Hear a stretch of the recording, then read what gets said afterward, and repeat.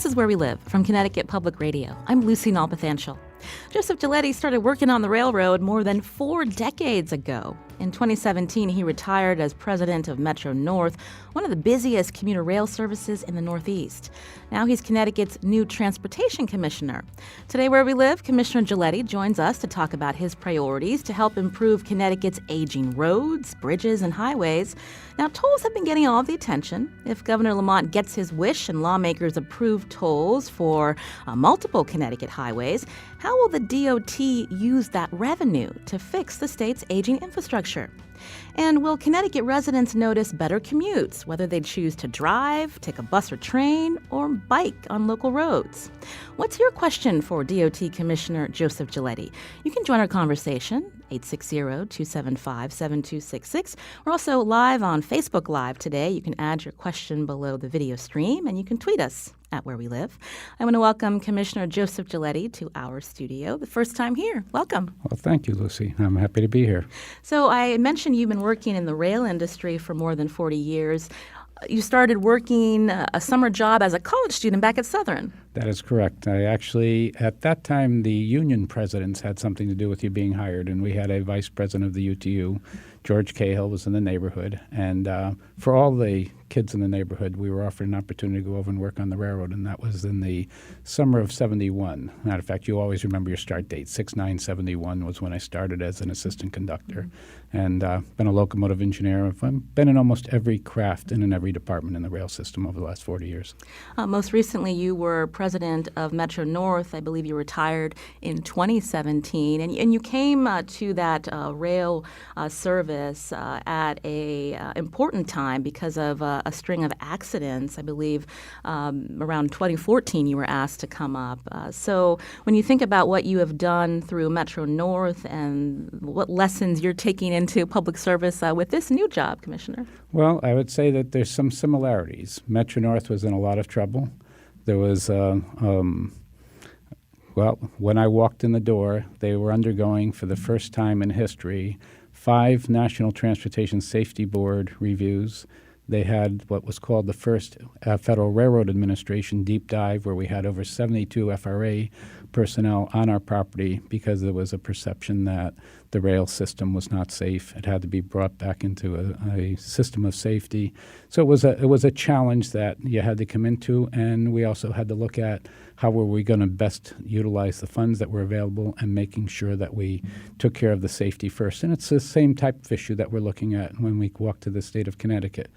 What I'll call the common ground in both situations was I knew the people that were there at Metro North. I knew they could handle the job. I also knew the people at the state of Connecticut and knew that they could handle the job. So we're well prepared for going forward.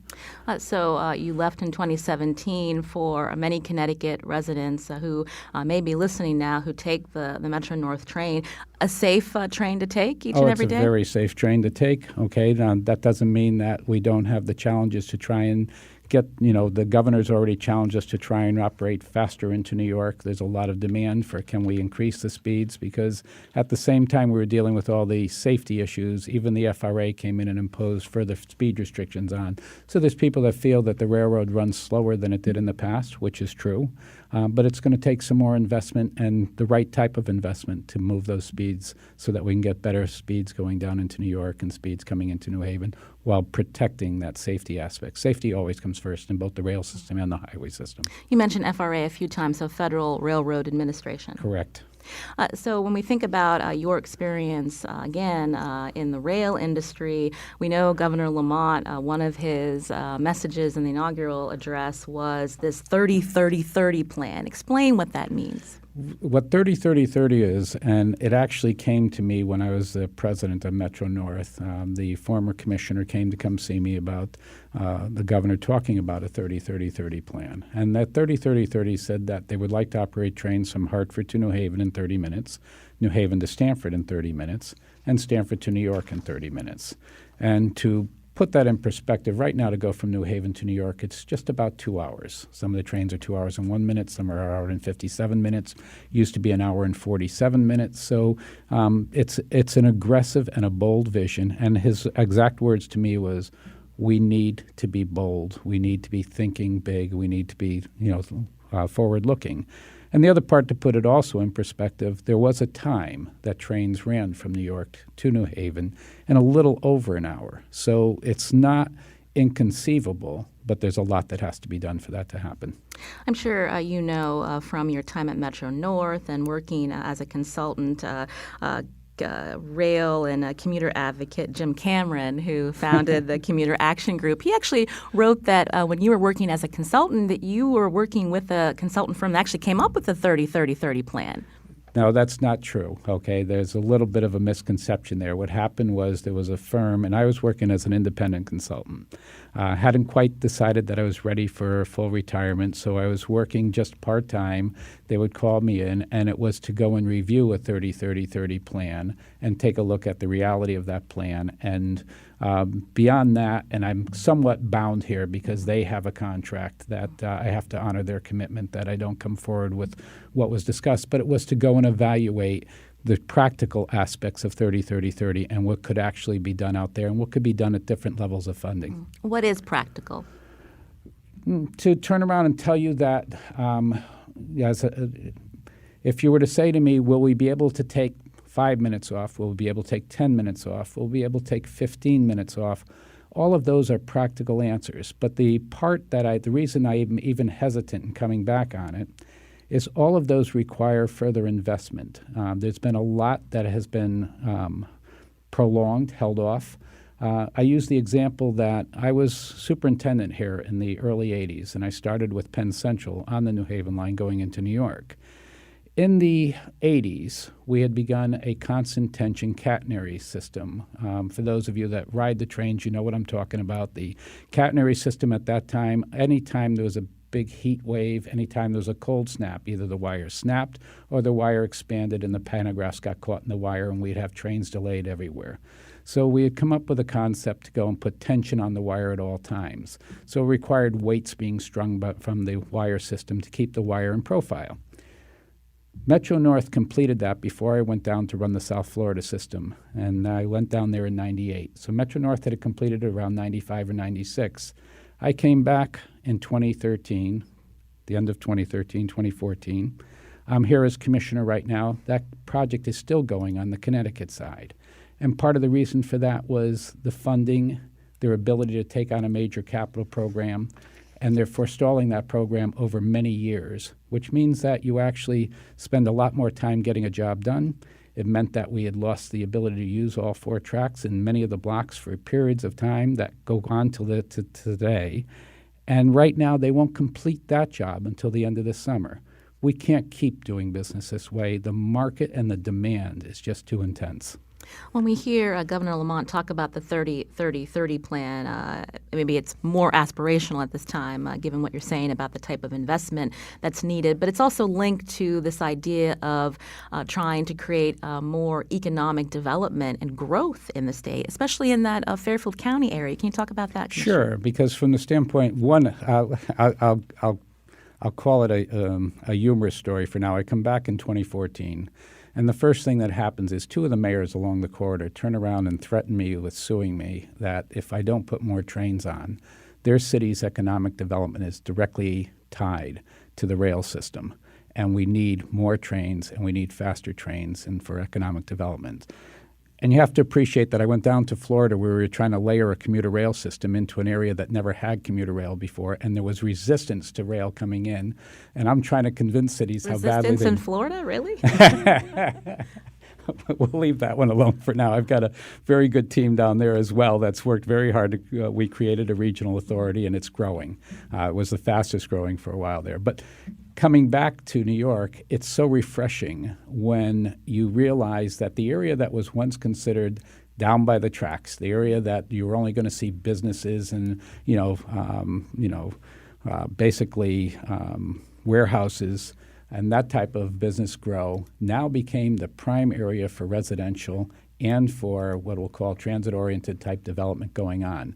So it's a tremendous story, it's a powerful story, and it also lends in as we've looked to see what's happening with the workforce. And this next generation that's coming in is looking for livable communities where they don't need to be driving cars, that they can live in those communities, access public transportation, and it's a dream come true for somebody like myself that spent 40 years in this industry trying to do the right things with the public's money. Again, Commissioner Joseph Giulietti is in studio with us here on Where We Live today, also on Facebook Live, as we learn about his priorities, his vision as the newest transportation commissioner for the state of Connecticut. You can join us either by calling 860-275-7266. You can add a question below the live video stream on Facebook. You can also tweet us at Where We Live. You mentioned transit development, having residential around these stations. Sean on Twitter wanted to hear how the Connecticut DOT can be part of creating more affordable housing opportunities near all transit stations. Is there state-owned land that can be used? The answer is yes, and the answer is also not only can we are also required to look at these things with some of the access to federal funds. So I would say to you, yes, we see that, and I'm also going to tell you it doesn't just happen with the trains. You know, we put in this bus system that I'm so amazed at. It happened while I wasn't here. I come back in and I see this right along going through Hartford, this bus system that actually has built rail stations, okay, that one day are going to convert over to either, light rail, or they're going to convert over to commuter rail. But wherever we've put those stations, there has been a number of TODs that have already been kicked off, and that's transit-oriented developments. And there's been mayors that are so happy because now businesses are willing to invest, and they're looking at exactly that coming in. I'll give you a quick example. New Britain is one of them where they've told me they've gotten 4 TODs since that station has gone in there. So what you get, and it's not, that's why I'm trying to also. There was always a feeling that people will build around rail stations, but they're not going to build around bus stations. That's no longer true.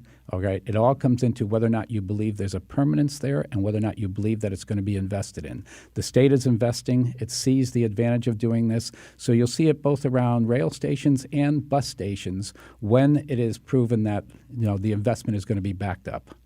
Speaking of 30-30-30, a listener on Twitter writes, if you lived in Connecticut's largest city, Bridgeport, with low car ownership rates and poor transportation infrastructure, and you kept hearing there was going to be a 30-minute train to New York City leaving from a much smaller and richer neighboring city, wouldn't you be furious?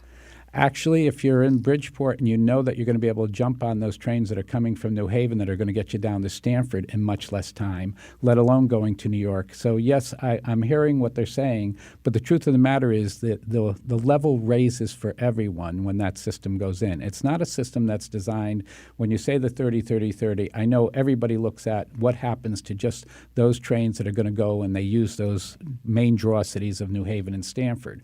But the truth of the matter is you can't do it without raising the speeds and raising the tracks and raising the profile for all the cities along. So what happens is everyone does better from it. And it also means that we invest in, and if you're in Bridgeport, you know full well that the brand new M8s are operating on your line. The other 2 lines that I had to operate were always envious of the fact that the New Haven line got the M8s. They've got plug-in ports. So if you get on our trains at Bridgeport, you've got a beautiful train that you're getting on going into the city as well. So it's not that it shows any disparity. It's raising all the levels at the same time. There's a lot of attention, of course, on rail these days and on our highways. We'll be talking about tolls in a little bit, of course. Sure. But if you live in Connecticut and you don't have a car but you need to get on a bus, or you want to be able to feel comfortable walking on particular roads and not worry about your safety each and every day, how does the Connecticut DOT think about those needs of pedestrians, bicyclists, others? Again, I'm going to say to you that goes into every plan that we're going into. From the standpoint, even now as we look at bridge designs, we look at whether or not we can make it pedestrian friendly, we can make it bike friendly. We're looking at every area that we go back in, okay, where is it that we can add these bike lanes, because it's part of the future. You see it not only, if you go through Europe, you'll see stations where there's no cars that are parked there, they're all bikes that are parked there. And you'll see that even on Metro North, we've gone to accommodate more and more of the bicycling that's going on. So even in terms of our roads and our rail system, we're constantly looking at what are the ways that it fits into the community that it meets what the community wants, and it does provide for that. So I'll even say to you, from the standpoint of not only Bridgeport but New Haven, your major cities, we're also looking at partnering with those cities for what is the best way. Do we have the bus stations in the right location? Are there things we can do to improve that? They're looking at major revamps in Hartford. We're looking at, the governor went right down to Bridgeport to point out what needs to be done, not only at that station, but in the area with the highways and everything else at the same time. You can join our conversation with Commissioner Joseph Giulietti, 860-275-7266. Larry's calling from Hartford. Larry, go ahead. Hi, Mr. Giulietti. I have a question for you. I'm wondering if you plan on using the light rail system, the old rail lines that we have in the state, all around the state. If you plan on reusing them for light rail or even like a little metro system, it will really help development. And I feel like those are really into the communities already, so why not use them? You know, Larry, I'm going to tell you that, first off, I grew up in the New Haven area, and I still went down to the Branford Trolley Museum to go and see where the lines were, and I always remember the stories that my mother told me about the trolley systems. One of the issues that you have with a lot of those systems is that they were independent systems that didn't network in. So what I'll say to you is that where it's applicable and where we know that we have rail that we can utilize, that'll be part of what we're looking at going forward. The other end that I've been challenged with by the governor is to look at our airports, our seaports, and the integration of those airports and seaports into the mass transit system. So I don't want to tell you that, no, we won't be looking at it. What I'm going to tell you is it takes a case-by-case looking at where are the right-of-ways, where is there still property and rail that's there, and where can we transition that into the mass transit system to make it work as part of a network. Again, this is Where We Live. I'm Lucy Nalpathanchel. Today we're on Facebook Live in studio with State Department of Transportation Commissioner Joseph Giulietti. We're going to take your calls at 860-275-7266. We'll also read some of your tweets on air. If you've got a question, add it to the Facebook Live stream. And at the top of the next segment, we're going to talk all about the Hartford Line. I know you're waiting to hear about that. Please stay with us.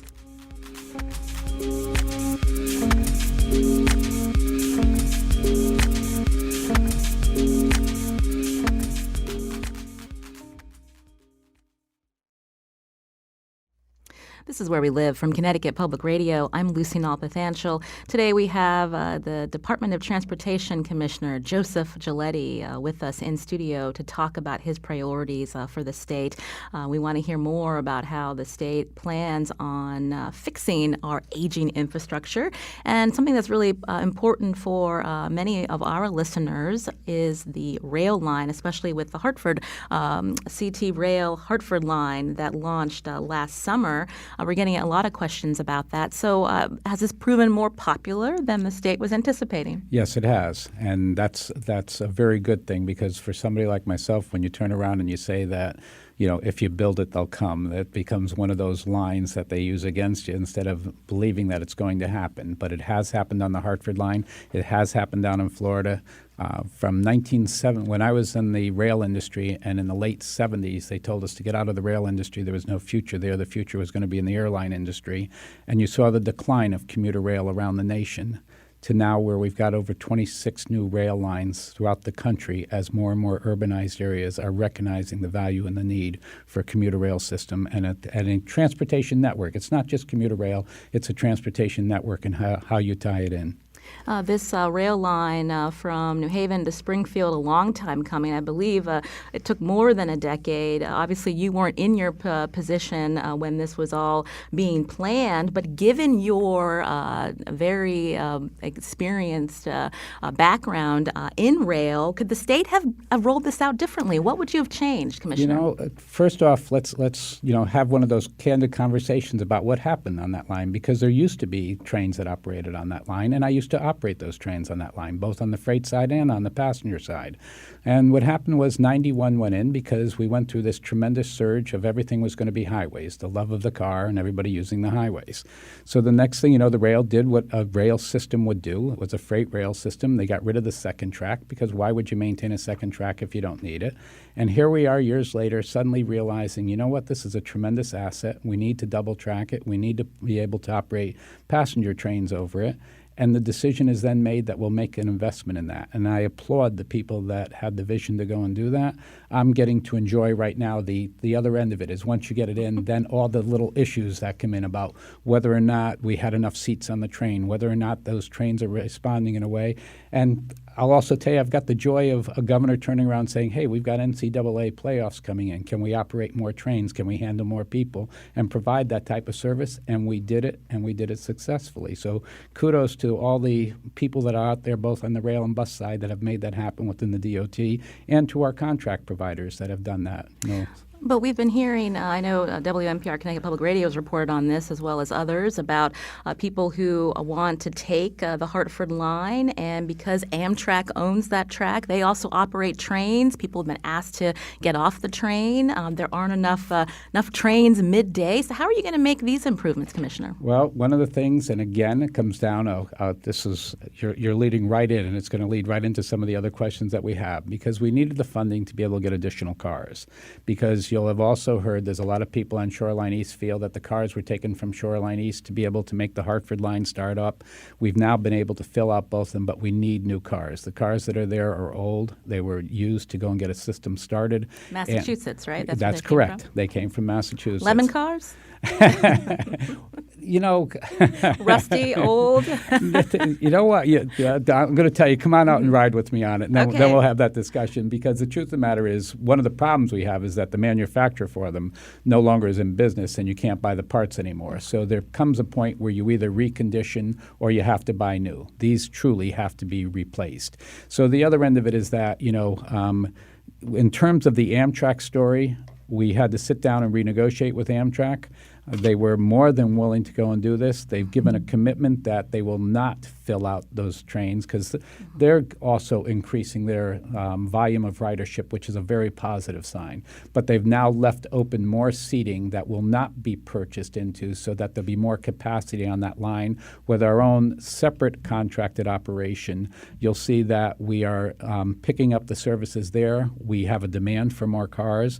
We're going to go out with a bid for more cars, and that way there we can handle that as it's coming in. But in the meantime, we have been able to come up with, I'll call it a spare set. And it's terrible when you start talking about only having a spare set, but we'll come up with a spare set to try and handle the loads that are coming there. But you'll see, I would like to tell you that I believe you'll see that your calls coming in complaining that on a Friday afternoon you're not able to get a train has tremendously diminished. Kathy on Twitter wants to hear an update from you on the accessibility retrofit of Hartford Line not being up to ADA standards. Can you give us an update? One of the things with the federal government is that they turn around, and until you're actually going in there and changing out a station, all right, you're grandfathered in, but it is not the intent of the DOT to continue in that practice. As we've gone in and we're modernizing stations and everything else, we look to go and make those 80 accessibility, even on areas where we might still be grandfathered. So I tell her that on a case-by-case basis, first off, right into the DOT, and then the second part, as you see the changes coming in, you will see that the handicap accessibility or the ADA accessibility is high on our priority list. We want everybody to be able to enjoy the services. Oh, I had asked also earlier about whether you'd be able to add more trains, midday, late night trains, so that they're more consistent, so people can feel like they don't have to take their car from their house. They can actually depend on the CT rail to have a train for them when they want to take a train. You know, that happens as the market grows. It's the same thing that happened on the New Haven line. You know, one of the last things that I did when I was president of Metro North was we had a request at that time, could we put on even more trains than we were currently operating? And it's the densest corridor in the country. That Hartford Line connects right down to the densest corridor, as does the Shoreline. And as the ridership volume grows and we have the financial capability to get the additional cars to provide that service. Because all of this, it's not just the capital investment, it's also the cost of crews, the cost of maintenance, all of which has to be borne. And this is in a state that, unfortunately, we have a we're on the verge of crisis in terms of where the finances are and what has to be done here. And that's part of the reason that the governor asked me to come on board, was he knew full well that we have to come up with other funding streams to be able to handle what's coming at us. Let's take some calls now here on Where We Live. Commissioner Joseph Giulietti in studio. He leads the State Department of Transportation. The number 860-275-7266. Richard from Wallingford. Go ahead, Richard. Hi, Commissioner. Congratulations on the Hartford Line. I'm well past your millennial age, but I can tell you that I ride that train, especially between Wallingford and New Haven. And what I usually do is I take my bicycle, I put it on at one end, I take it off at the other. And I think that's just a wonderful thing. I've seen other people with their bicycles on board. But I'm wondering where we stand in terms of getting the Amtrak equipment capable of handling bicycles. That would just open up so many more trains to people who are, commuting using their bicycle. Well, Richard, I'm going to respond to you from the standpoint that Amtrak has been responsive to what the state of Connecticut has wanted in terms of the first level of service going in. One of the things we have to sit back down with them on, as well as with our TASI, our other operator, is that the fact that when we are providing the equipment, we should be able to sit down with both Amtrak and with our other contractor to turn around and say, we've got additional equipment, we'd like to run additional trains. Amtrak is this is a different type of service for them. When you think Amtrak, most of the time you're thinking of an intercity service that's going to take you from Boston to New Haven to New York to Washington to Florida. They're not looking at that market that's the commuter market, except in some very specific areas. So this isn't a major commuter area for them on the Hartford Line. And one of the things we have to approach them with is, do we want to make the investment where we buy more equipment and we have either Amtrak or another operator or TASI or one of the others operate this system going in? And that's part of what we have to sit down and go over right now. So you're catching me, I think I'm at week 9 or week 10, but I've already had the meetings with Amtrak. I've met with our operator down there. And we're looking at what our options are and based on funding, when we can get equipment in here and start making those changes. So I don't want to promise you that it's going to happen tomorrow, but I will tell you it's what we see as our future market and what we know is going to have to happen going forward.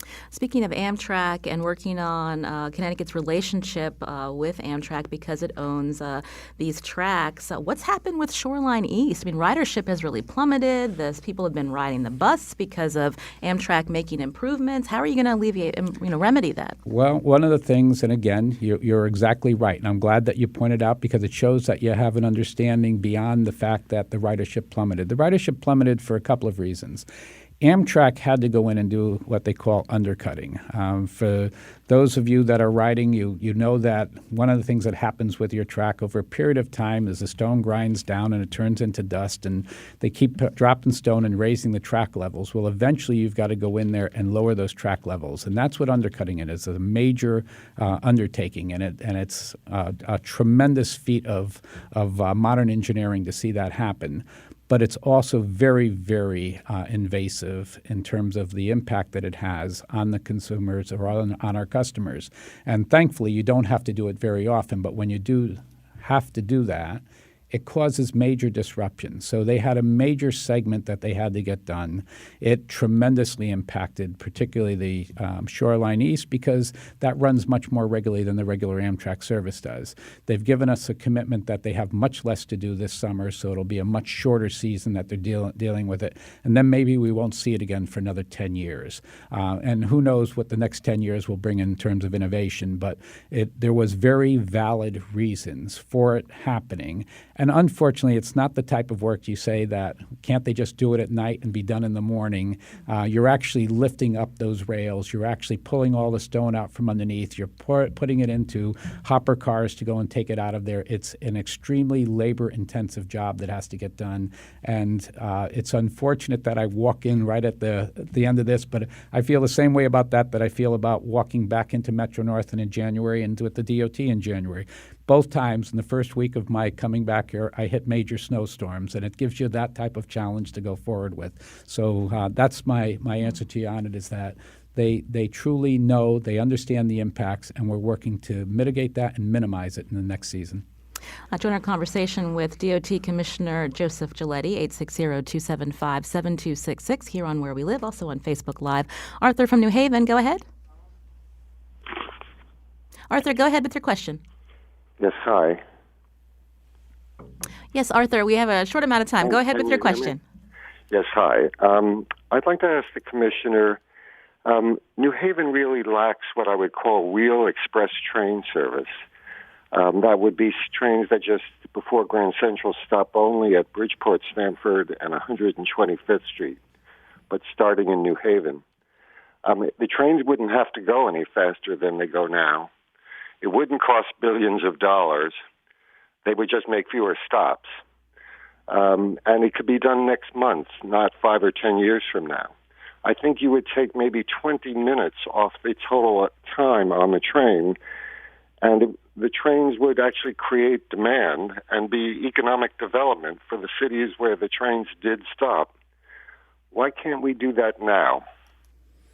Okay, Arthur, first off, there are some express runs that do operate today. One of the issues that that comes up in doing this is that even though you're right that it changes the dwell times at those other stations that it goes through, you still have to thread the needle with these trains. You've got a 4-track main line that comes down from New Haven, joins a 2-track main line coming down the Harlem, which joins a 2-track main line coming down the Hudson, and all of them have to fit into a 4-track throat going into Grand Central.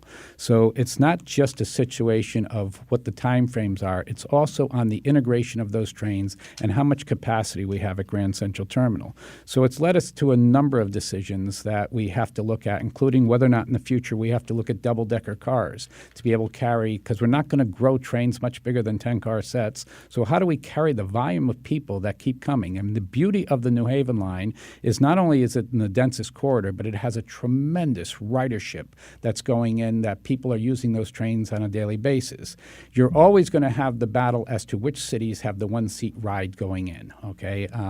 But, we do look at where the volume of the market is and whether or not we can run more trains. For example, we do run express trains that make Stamford first stop. We run express trains that I still believe we have the Norwalk first stop, but we're constantly balancing that out against the number of tracks that we have and whether or not we can thread that needle with those trains going in. So I hear you. I understand your question. I'm not saying it's out of the realm, but basically what you are also talking about is what the Amtrak's currently do going down to Penn Station. They go Bridgeport, Stamford. They obviously don't hit 125th Street. They turn at New Rochelle and go into Penn Station that way. So if you were to look at that, you would say, all right, we do have a model for what is possible.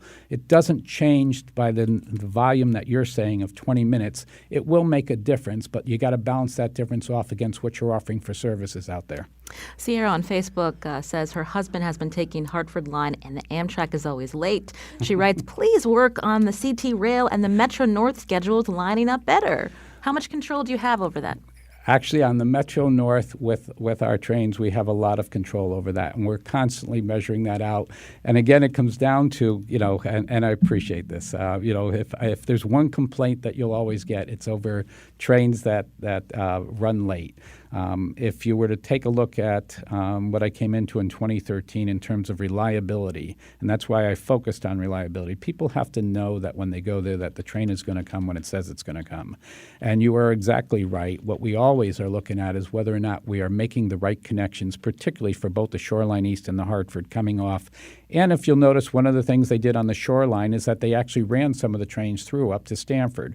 We're also going to be looking at that in the future. Is there a possibility when we get some additional equipment that we can take some of that equipment and come straight down the Hartford Line and go straight into New York City with it, so that all the trains are just doing the back and forth? We will be looking at that going forward. I will take another look at what you're claiming is some of the problems in terms of the transfer.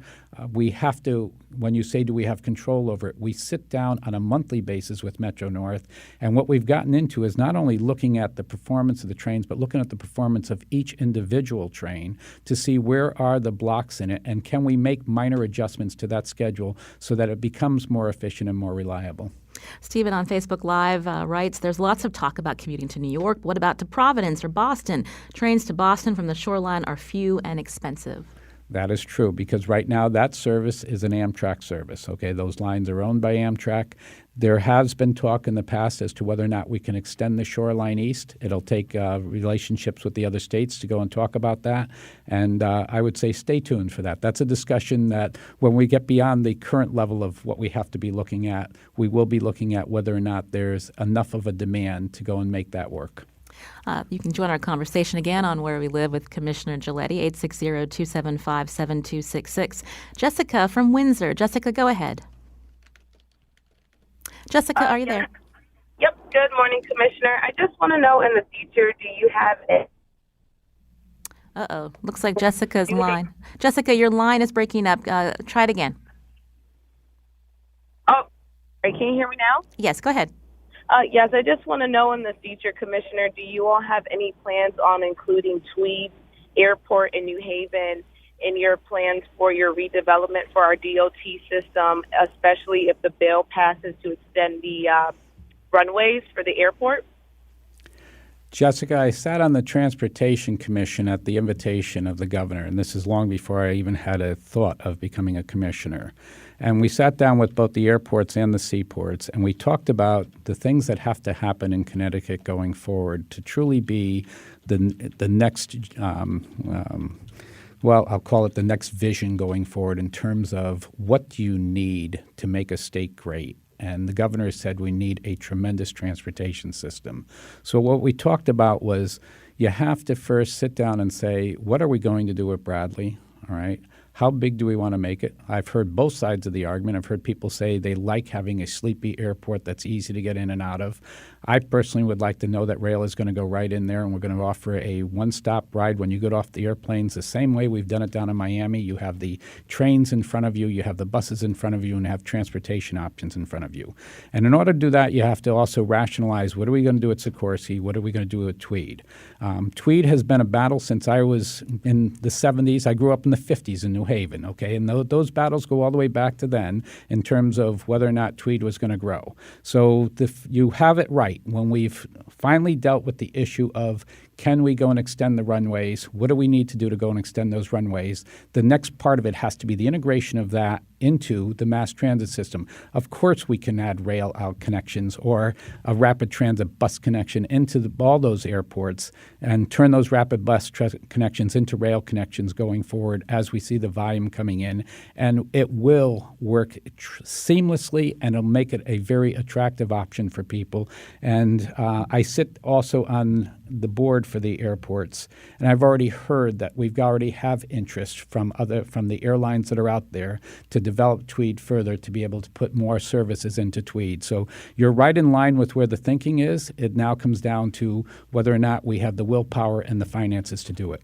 This is Where We Live. I'm Lucy Nalpathanchel. In studio with us today, Commissioner Joseph Giulietti, who leads the State Department of Transportation. We need to take a break, and when we come back, we're going to talk about Commissioner Giulietti's favorite topic, tolls.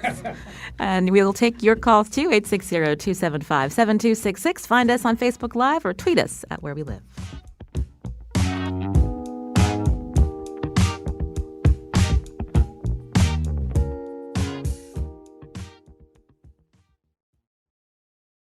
This is Where We Live. I'm Lucy Nalpathanchel. Where We Live's Coffee Break series continues today, where we travel around to local cafes to hear directly from you what issue or story in your community is not getting the attention it needs. You can join me and Where We Live producers Lydia Brown and Carmen Baskoff, also other members of our team today in Middletown at Purgatory Coffee Roasters. You can learn more at our Facebook page. Just search Where We Live. In studio with me today is Commissioner Joseph Giulietti, who leads the Connecticut Department of Transportation. And we're going to just launch right into everyone's favorite topic this legislative session, and that is tolls. Scott wants to know what projects have been named that will actually use this toll money if it's approved this session, Commissioner Giulietti. And Scott, I'm just going to tell you, you don't know how relevant your question is, because one of the things when I walked in, and Lucy, I appreciate that you're saying that, it's my favorite topic. I'm trying not to be the toll person per se, You're the rail guy. Well, I'm the rail guy, but I'm also a rail guy that's always had to work with highways, buses, and, for that matter, ferries. So I've always been involved in transportation, but the issue has not gone away no matter where I've been, and that's how are you going to fund it? And what I walked into was a situation where right now 40% of the trust fund is in debt service. So we have passed on from the past. This is a special transportation You fund. got it. Yep. Okay, 40% of it. And as we looked forward, the revenue streams are not there to support what needs to be done. The good thing about the tolls are on two fronts. One is that whatever you're paying for a toll, you know you're paying for the services that you're getting. It's not like a different type of tax where it's a general tax that's passed on to everybody. This is a user fee for the people that are there. And it's also a balancing out of the fairness between the fact that we've been paying it in all the other states around us, and they've been getting a free ride through here. So it's going to make sure that 40% of that money is going to be generated from outside the area. So get to the specific question, which I'm getting a nod from on right now, is the fact that we have already listed I've been out with the governor to Bridgeport. I've been out with the governor at Hartford. I've been out with the governor in Waterbury. We know what's going on in 84. We know what we're doing for Band-Aid solutions. We know it's the same thing that's going on 95. And the other thing that I want to point out is we cannot spend the toll money other than on those corridors and those highways that are generating those funds. That's the federal rule on it. So, I would turn around and say to you, there'll come a time where you're going to be able to see where each one of these projects are, where the money is going to be spent. But this is not something that we're creating now. This has been a longstanding need. 84 right now in Hartford is carrying 180,000 cars a day. It was designed for 50,000.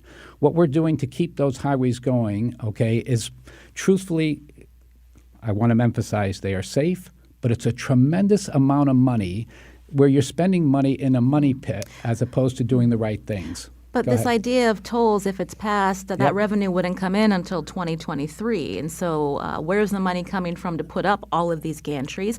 And is it unique for the state of Connecticut to put as many gantries on multiple highways? Because you don't see that in other states. Well, that's not altogether. I would say to you that first we had come out. Let me give you the history on it. When I was first We have approached, 10 minutes, sorry. It'll be quick. We were first looking at it at the governor's challenge. Could it be just truck tolls only? It doesn't generate enough money, and it doesn't generate it fast enough because that's done on a bridge-by-bridge basis. You are right that we would not see the money until 2024. There are funding scenarios that are in place right now that take us through there. We have looked at that.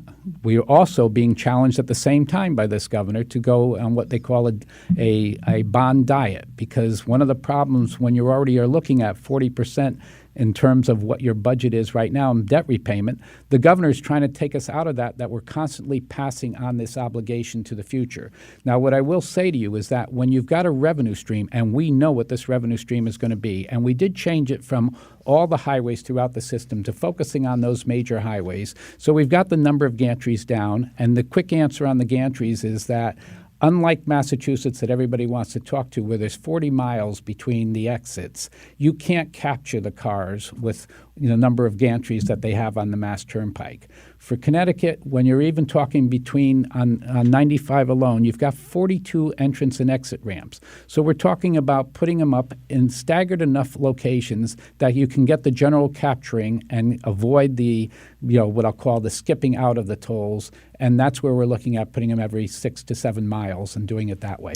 You mentioned Governor Lamont's debt diet, which would curtail borrowing. How does that impact the amount of money the state has gotten from the federal government, these matching grants, to deal with capital projects? The first thing that the governor did and the first thing that my department did was made sure that every opportunity for federal match was already done. So we will not lose, and not only have we not lost in the past, we've been one of the few states that because we do advance planning for our projects, when the federal government is left with a balance at the end of the year that other states haven't used up, we've been able to capitalize that and grab it. So I'm going to say I want to put two rumors to rest here. One is that, no, we do not lose anything by putting in tolling, okay? This tolling is allowed and does not affect our federal formulas in any way, shape, or form. And two, the governor has looked to ensure that we've had the money to match for the federal government everywhere that we can to make sure that we're being good stewards and taking advantage of what's in front of us. But back to the debt diet, Connecticut Mirror reported that your agency has already identified concerns with the governor's proposals, and it would have, quote, significant impacts on the DOT capital program, severely constricting the number of new projects that advance in the current and future years. So what can you do in terms of fixing all of these aging roads and bridges? You know, I'm going to say to you from another standpoint, we were asked to go and do that, all right? And the fact that it's there in the newspapers tells you how transparent we're being about what the problems are that are out there and the funding that we need. And we're sitting down on a daily basis, if not every other day basis, with the governor's office, looking at what are our options. So stay tuned, because I'm going to tell you the governor is aware of that, and we're not going to turn around and walk away from what needs to be done here. The Special Transportation Fund, we know voters overwhelmingly voted to put this constitutional amendment to make sure that funds, transportation funds, will not be raided to deal with all of these deficits that Connecticut can't seem to get under from. But is there a way for lawmakers to raid that money if tolls come in? That's the question. That's what we're hearing from Republican lawmakers. I understand that, and that's why I wanted to make it very clear, and we've also turned around to go and bring in our federal partners so that the federal partners made it also very clear that that toll money cannot be raided. It has to go into these highways. And the other part of it is that it does, even with that coming in, looking at it 4 years down, does not relieve us of the obligations we have right now to take care of the road structures that are out there right now that need to be done in the projects that we have going on there. So I've heard this about the rating. There has been no discussion of rating of the funds. One of the things we are looking at is what can we do to augment right now, all right, and how do we do it without passing on debt? So that's where I'll say stay tuned. There's also been a talk, we asked Governor Lamont this when he was on Where We Live, about whether a private authority, if tolls come to Connecticut, should a private authority be administering this system, and why not the DOT? What's your take on that? Well, I was already asked that publicly, so I'll give my answer again. 3 minutes. I believe in private authorities are when you don't have trust of your DOT and your own treasurers and your officers in the state. And I would turn around and say that the one thing that the DOT has, and I'd like to say that I already, because of past experience with the legislature, have a good rapport with the legislature. They know that I'm candid. They know that I'm going to be honest about it. And so my opinion is that if there was a general sense of distrust, then go ahead and create an authority. But all you're doing is layering on an intermediary in terms of the decisions that have to go. And the other part of it is, are you putting in an authority there because you don't want to take on the issues of when do we turn around and come up with the fees, come up with the other end? Because this can be very, very tough on legislators. And I'm sensitive to that. At the end of the day, there's a lot of legislators that are very worried that I would say, every legislator, I don't care which party you're in, knows that we're in trouble and knows that we have to come up with funding streams. All right. So now the issue is, how do you come up with a funding stream when voting for a funding stream could mean that that vote puts you in jeopardy of being in your office in the future? And that's a tough call, but that's not my call. My call is to be open, honest, and candid about what we can do, and to also say that the DOT has always been a good steward of the public's money. So there's my answer on it. So last question. We won't have time to take Elizabeth's call, but I want to summarize what her question was. As DOT Commissioner, will public transit, including city buses, be a priority? Of course. As I turned around and started with, at the end of the day, the governor has talked about having a transportation, investing in the infrastructure for this state, which includes all modes of transportation. And that's why, to me, it's a beautiful state. It's small. You can wrap your arms around it, and there's no reason that this whole system shouldn't be integrated. I sat on a transportation commission where I heard, you put the Hartford Line in, but my city doesn't have a direct connect bus to that station. Those are the things we have to work on going forward. That's what the governor has challenged us with. That's my job to make sure that that's going to happen. Unfortunately, we've run out of time. We did want to ask you, we know that climate change is not just a symptom of our transit choices. It's going to also severely impact our transportation system, specifically particularly in the Northeast. We'd love to have you back just to talk specifically about how the DOT is thinking about climate change and infrastructure moving forward. So should I take that as a positive, Lucy, that you felt that this was a dynamic conversation and you got me back? We can talk more after the show ends, but I do want to thank Commissioner Joseph Giulietti for coming on, taking our questions and yours. Please come back to Where We Live in the future. Thank you. I will. Today's show produced by Carmen Baskoff. Special thanks to Seth Blair on the phones. Our technical producer is Kyone Wolf. You can learn more about the show at WNPR.org/wherewelive.